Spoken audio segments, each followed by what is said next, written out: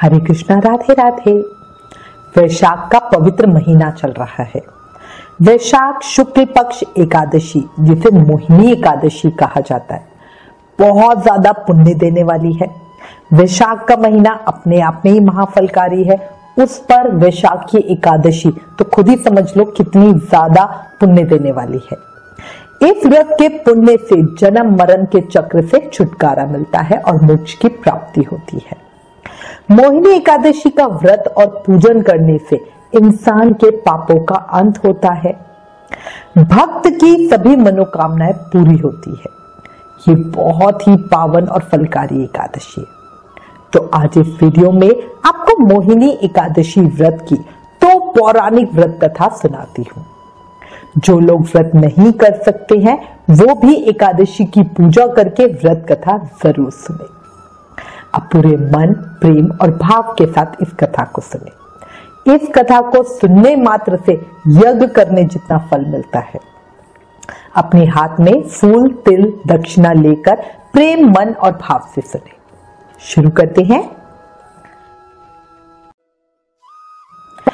पद्म पुराण में उल्लेख मिलता है कि एक समय अर्जुन ने भगवान श्री कृष्ण से कहा, हे मधुसूदन, वैशाख मास के शुक्ल पक्ष की एकादशी का क्या नाम है तथा उसके उपवास को करने का क्या विधान है? कृपया करके ये सब मुझे विस्तार पूर्वक बताइए। भगवान श्री कृष्ण ने कहा, हे अर्जुन, मैं तुम्हें एक पौराणिक कथा सुनाता हूँ जिसे महर्षि वशिष्ठ जी ने श्री रामचंद्र जी से कहा था। उसे मैं तुमसे कहता हूँ, ध्यान से सुनो। एक बार की बात है, श्री राम जी ने महर्षि वशिष्ठ जी से कहा, हे गुरु श्रेष्ठ, मैंने जनक नंदिनी सीता जी के वियोग में बहुत कष्ट भोगे हैं, अतः मेरे कष्टों का नाश किस प्रकार होगा?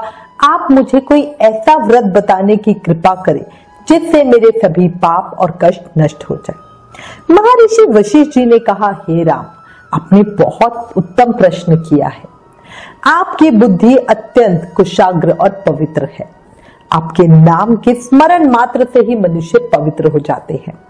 आपने लोक हित के लिए बड़ा ही उत्तम प्रश्न किया है। अब मैं आपको एक एकादशी व्रत का महत्व सुनाता हूँ। वैशाख माह के शुक्ल पक्ष की एकादशी का नाम मोहिनी एकादशी है।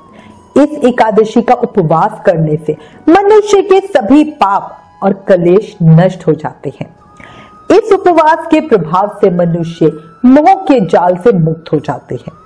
इसलिए हे राम, दुखी मनुष्य को इस एकादशी का उपवास अवश्य ही करना चाहिए। इस व्रत के करने से मनुष्य के सभी पापों का अंत होता है।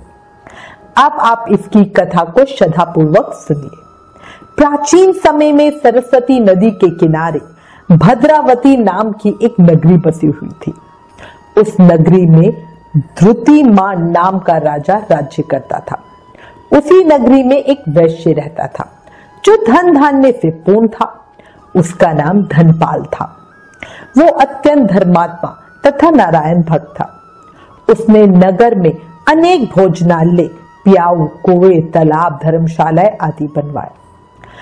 सड़क के किनारे आम, जामुन, नीम आदि के वृक्ष लगवाए जिससे पथिकों को सुख मिले।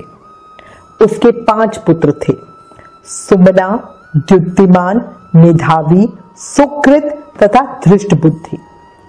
धृष्ट बुद्धि 5वां और सबसे बड़ा पुत्र और अत्यंत पापी और दुष्ट था। वो वैश्याओं और दुष्टों की संगति करता था। इससे जो समय बचता था उसे वो जुआ खेलने में बिता देता था। वो बड़ा ही अधम था और देवता, पितरों आदि किसी को भी नहीं मानता था। अपने पिता का अधिकांश धन वो बुरे व्यसनों में ही उड़ाया करता था। मदपान तथा मांस का भक्षण करना उसका नित्य कर्म था। जब काफी समझाने बुझाने पर भी वो सही रास्ते पर नहीं आया तो दुखी होकर उसके पिता, भाइयों तथा कुटुंबियों ने उसे घर से निकाल दिया और उसकी निंदा करने लगे। बाकी 4 पुत्र पिता की तरह बहुत ही नेक थे। घर से निकलने के बाद वो अपने आभूषणों तथा वस्त्रों को बेच बाच कर अपना ऐसे तैसे गुजारा करने लगा। धन नष्ट हो जाने पर वैश्याओं और उसके दुष्ट साथियों ने उसका साथ छोड़ दिया। जब वो भूख प्यास से व्यथित हो गया तो उसने चोरी करने का विचार किया और रात्रि में चोरी करके अपना पेट पालने लगा। लेकिन एक दिन वो पकड़ा गया, पर सिपाहियों ने वैश्य का पुत्र जान के छोड़ दिया। जब वो दूसरी बार फिर से पकड़ा गया तब भी सिपाहियों ने उसका कोई लिहाज नहीं किया और उसे राजा के सामने प्रस्तुत करके उसकी सारी बात बताई। तब राजा ने उसे कारागार में डलवा दिया। कारागार में राजा के आदेश से उसे बहुत कष्ट दिए गए और अंत में उसे नगर छोड़ने के लिए कहा गया। दुखी होकर उसे नगर छोड़ के जाना पड़ा। जब वो जंगल में पशु पक्षियों को मारकर पेट भरने लगा, फिर बहेलिया बन गया और धनुष बाण से जंगल के निरीह जीवों को मार मार कर खाने लगा और बेचने लगा। एक बार वो भूख और प्यास से व्याकुल होकर भोजन की खोज में निकला। किसी पूर्व जन्म के पुण्य कर्मी होंगे कि वो भटकते भटकते कौंडिल्य ऋषि के आश्रम में जा पहुंचा। इन दिनों वैशाख का महीना था। कौंडिल्य मुनि गंगा स्नान करके आए थे। उनके भीगे वस्त्र की छींटे मात्र से इस पापी को कुछ सद्बुद्धि मिली। वो जाकर महर्षि के चरणों में गिर पड़ा और पश्चाताप की अग्नि में जलते हुए वो कुछ ना कुछ पवित्र भी होने लगा। महर्षि को अपनी पूरी व्यथा बताई और पश्चाताप का उपाय जानना चाहे। वो अधम ऋषि के पास जाकर हाथ जोड़कर कहने लगा, हे महामुनि, मैंने अपने जीवन में अनेक पाप किए हैं। कृपया कर आप इन पापों से छूटने का कोई साधारण और बिना धन का उपाय बताइए। ऋषि ने कहा, तू ध्यान देकर सुन। वैशाख माह के शुक्ल पक्ष की एकादशी का व्रत कर। इस एकादशी का नाम मोहिनी है। इसका उपवास करने से तेरे सभी पाप नष्ट हो जाएंगे। ऋषि के ऐसे वचनों को सुनकर वो बहुत प्रसन्न हुआ और उनकी बताई हुई विधि के अनुसार उसने मोहिनी एकादशी का व्रत किया। इसके बाद वशिष्ठ जी बोले, हे राम, इस व्रत के प्रभाव से उसके सभी पाप नष्ट हो गए और अंत में वो गरुड़ पर सवार होकर विष्णु लोक को गया। संसार में इस व्रत से उत्तम दूसरा कोई व्रत नहीं है। इसके महत्तम के श्रवण व पठन से जो पुण्य मिलता है वो पुण्य 1,000 गौदान के बराबर है। एकादशी महत्तम समाप्तम। अब मैं आपको मोहिनी एकादशी व्रत की दूसरी पौराणिक व्रत कथा बताती हूँ। पौराणिक मान्यताओं के अनुसार देवता और असुरों के बीच जब समुद्र मंथन हो रहा था तो समुद्र से अमृत कलश मिला। इस अमृत कलश को लेकर देवता और असुरों में विवाद छिड़ गया, क्योंकि दोनों ही अमृत पीकर अमर होना चाहते थे। विवाद की स्थिति जब युद्ध की तरफ बढ़ने लगी तो भगवान विष्णु ने एक सुंदर स्त्री का रूप धारण किया।